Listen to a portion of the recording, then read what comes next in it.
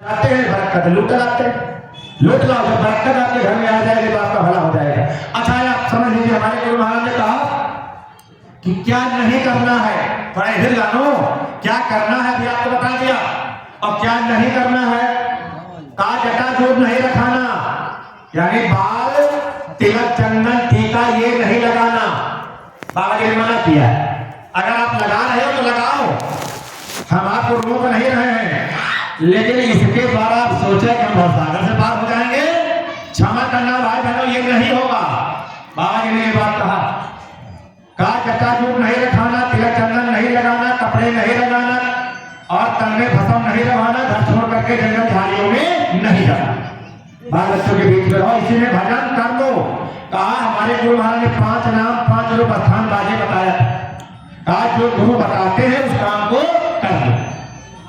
गुरु महाराज ने कहा 5 नाम 5 रूप स्थान बाजे बता दिया। जो पुराने लोग हैं वही नाम का स्मरण करें, दिन भर अपना काम करें, शाम को थोड़ी देर बैठ जाए, हाथ मुंह धोए, नहाने की ही कोई जरूरत नहीं। ठंडी हो रही ना, और आज नहाने को ही भक्ति लोग बना लिए हैं। प्रयागराज में नहाने ही तो गए, नहाने गए थे ना प्रयागराज में। कहा भैया पहली डुबकी हमारी लगी। कहा वहां प्रयागराज में जाकर के मैंने 7 डुबकी लगाया, मैंने 9 डुबकी लगाया, एक ही सांस में लगाया। क्षमा करना भाई बहनों, जिस प्रयागराज में स्नान करना उसमें स्नान नहीं कर रहे, पूरा जीवन बीत गया। आप जाइए स्नान करिए, खूब करिए, मैं नहीं जाता हूँ, ऐसी बात नहीं। उस प्रयागराज में कहीं मौका मिलता है तो मैं भी जाता हूँ, स्नान करता हूँ, लेकिन हम ये नहीं समझते कि उस प्रयागराज में स्नान करने से हमारा मुक्ति मोक्ष हो जाएगा, नहीं होगा। अरे प्रेमियों, मुक्ति मोक्ष अगर हो गया होता तो संतों को ये बताना न पड़ता, ये सत्संग सुनाना न पड़ता, नामदान न देना पड़ता। बगैर भजन किए हुए कोई भी जीव अमर नहीं हो पाएगा, अभी आगे आपको बता देते हैं। इसलिए प्रेमियों, ये काम हम आप सब लोग कर लें, अभी मौका मिला है, मानव कम मिला है। इसके आगे यही महाराज जी ने जो बताया, आज महाराज जी जो बता रहे, स्वामी महाराज ने जो बताया, कहा इधर काम करो, शाम को बैठ करके भजन कर लो, रात में सो जाओ, सुबह उठ करके भजन कर लो। थोड़ा तरीका जो बताएंगे यही महाराज जी हमारे बताते हैं, शाम सुबह करके भजन कर लो। अगर शाम सवेरे आपको समय टाइम नहीं मिलता है तो आप दिन में किसी भी समय कर सकते हो।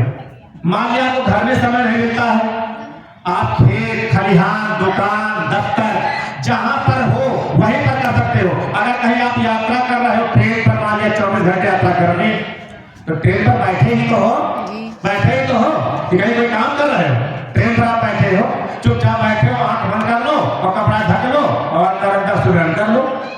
क्या दिक्कत है आपको? आपको आवाज नहीं लगाना है, मुख से चिल्लाना नहीं है, राम राम सीताराम राम राम सीताराम दूसरे को भी दिक्कत करो। और आज जब बुढ़ापा आ जाता है ना, जिंदगी भर पूरा जीवन रुपया में, ये रुपया वो रुपया वो रुपया, मकान हवेली, और इसी में पूरा जीवन बीत जाता है। और जब बुढ़ापा आ जाता है, यही बाल बच्चे परिवार बहुए आपके निकाल के बाहर करते हैं, जाओ दादाजी दरवाजे पर लेटो, और एक खेत में जाकर के कोने में मड़ैया छा देते, वहीं पर जाओ। आप काम लायक तो रह लेंगे, शरीर तो थक गया तुम्हारा, और संसारिक काम से जब फुर्सत हो गए तो लेटे लेटे कमर दर्द, तब कहते क्या है, अरे भाई राम राम सीताराम कहो, भगवान का नाम ले ले हम। अरे प्रेमियों, उससे कल्याण नहीं होगा, क्षमा कीजिएगा। कोई नाम संसार में जिनसे मुक्त न होए, और आज नाम जो गुप्त है तो बुझे बिरला। बच्चों को समझा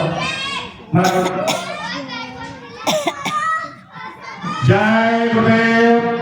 ऐसे ही जो वक्त का जगाया हुआ नाम होता है वो संतों के पास मिलता है, और वही नाम को लेकर के हम आप जब रह करके भजन करते हैं, ट्रेन पर आप बैठे हो, मान लिया हवाई जहाज पर आप बैठे हो, आप आंख बंद करके बैठ गए और बैठे बैठे अंदर 10 मिनट कर लिया, कोई बगैर कभी नहीं जान पाएगा ये कहीं क्या रहा है, कोई नहीं जान पाएगा।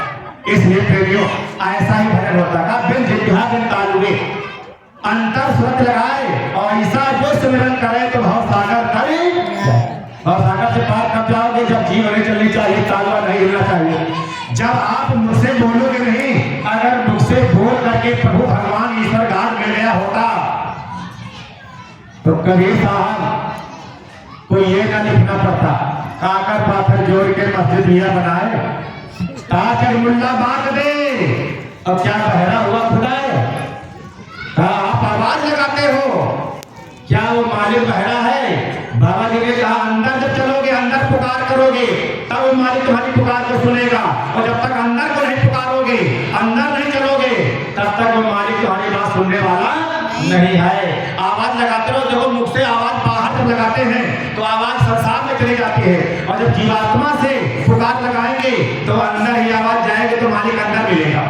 आप भगवान को, मालिक को पाना बाहर चाहते हो, इन आंखों से आज तक कोई भगवान का दर्शन नहीं किया है। जिसने दर्शन किया है आपके अंदर किया है। भगवान तो आपके अंदर बैठा है और आप ढूंढ रहे हो बाहर।